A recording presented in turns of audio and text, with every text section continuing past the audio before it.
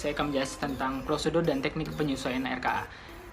Prosedur penyusunan RKA SKPD, dan RKA PPKD merupakan dokumen perencanaan dan penganggaran yang memuat rencana target pendapatan dan rencana belanja.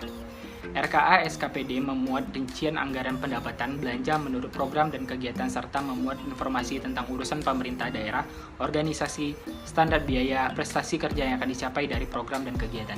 RKA PPKD merupakan dokumen rencana kegiatan dan anggaran Dinas Pendapatan, Pengelolaan Keuangan dan Aset Daerah Provinsi Kepulauan Bangka Belitung selaku SKPKD. RKA PPKD memuat rincian pendapatan yang berasal dari dana perimbangan dan pendapatan hibah, serta rincian belanja tidak langsung yang terdiri dari belanja bunga, subsidi, belanja hibah, belanja bantuan sosial, belanja bagi hasil kepada pemerintah kabupaten atau kota. Baik, saya akan melanjutkan bagian B, yaitu teknis penyusunan RKA. Yang pertama itu ada pendapatan daerah. Nah, di dalam pendapatan daerah itu terbagi atas 3 bagian. Yang pertama pendapatan asli daerah, yang kedua dana perimbangan, dan yang ketiga pendapatan yang sah. Namun yang kedua yaitu ada belanja daerah. Belanja daerah terbagi atas beberapa bagian. Yang pertama belanja tidak langsung, belanja pimpinan dan anggota DPRD, belanja penerimaan lainnya, perhitungan tunjangan komunikasi intensif pimpinan, tambahan penghasilan PNS, dan ada tunjangan bagi iuran BPJS. Nah, yang selanjutnya itu belanja langsung. Nah, belanja langsung ini dianggarkan sebagai nilai plafon belanja yang masing-masing program dan kegiatannya itu dirancang pada PPAS yang sesuai dengan tahun anggaran.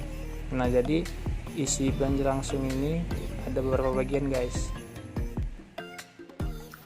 Di sini saya akan melanjutkan pembahasan yang keempat, yaitu adanya belanja pegawai, di mana belanja pegawai itu pemberian honor yang memiliki objek kegiatan yang terdiri dari adanya penganggaran honorarium bagi PNSD, adanya honorarium pengelola keuangan daerah, adanya honorarium pegawai dan PNS yang dimana tenaga honorer itu untuk menunjang operasional kantor, tenaga honorer untuk menunjang upaya pelayanan, dan tenaga honorer teknis.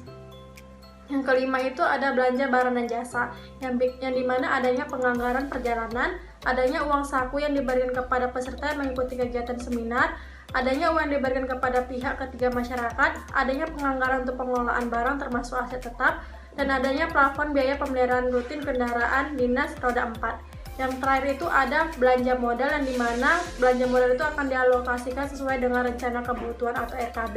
Yang kedua itu ada komponen belanja, yang dimana contohnya itu ada biaya administrasi dan ada biaya perjalanan dinas. Yang terakhir itu ada komponen belanja modal tanah, contohnya itu ada pengukuran tanah dan ada pembebasan tanah.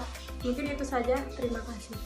Selanjutnya adalah rencana kerja dan anggaran SKPD. Penyusunan RKA SKPD dengan pendekatan kerangka pengeluaran jangka menengah dilaksanakan dengan menyusun perkiraan maju yang berisi perkiraan kebutuhan anggaran untuk program dan kegiatan yang direncanakan dalam tahun anggaran berikutnya.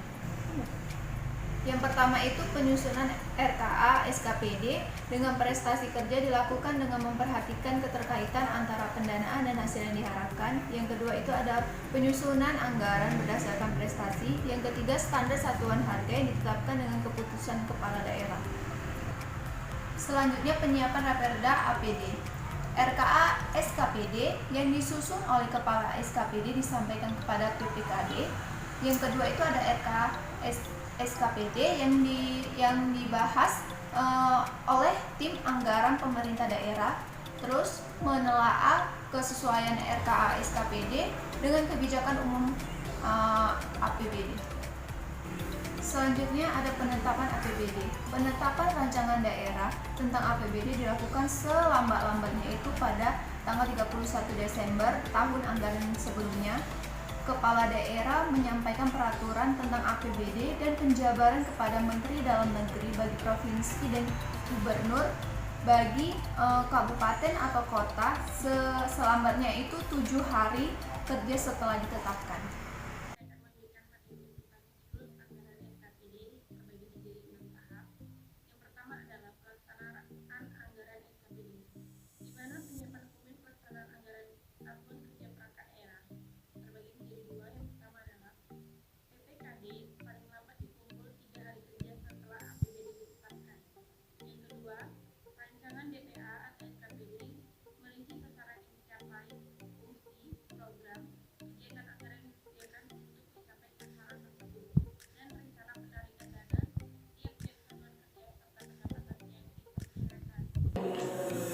Bagian kedua ada bendahara penerimaan, di mana bendahara penerimaan wajib menyelenggarakan penatausahaan terhadap seluruh penerimaan dan penyetoran atas penerimaan yang menjadi tanggung jawabnya.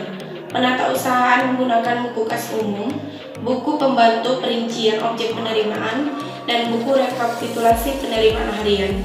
Bendahara penerimaan pada SKPD wajib mempertanggungjawabkan dengan menyampaikan laporannya paling lambat tanggal 10 bulan depan. Selanjutnya adalah bendahara pengeluaran yang terdiri dari 4 sub. Yang pertama, SPP uang persediaan, SPP ganti uang, SPP tambahan uang, dan SPP langsung.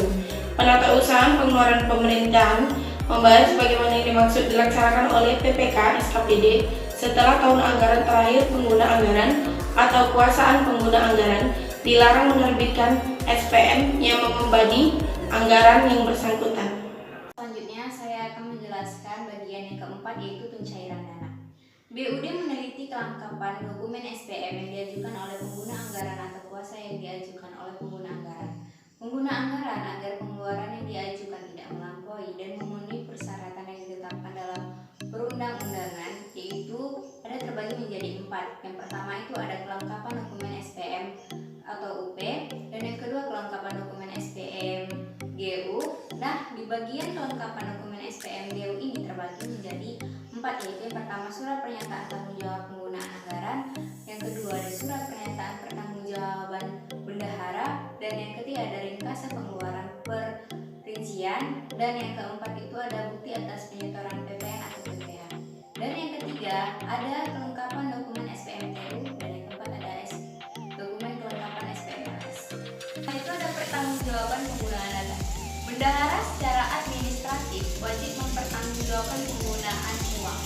Adapun dokumen laporan pertanggungjawaban yang disampaikan mencakup ada 4 bagian. Yang pertama itu buku kas umum, yang kedua itu ringkasan pengeluaran perincian, dan yang ketiga bukti atas penyetoran PPH dan PPN, dan yang keempat ada registrasi penyaluran kas.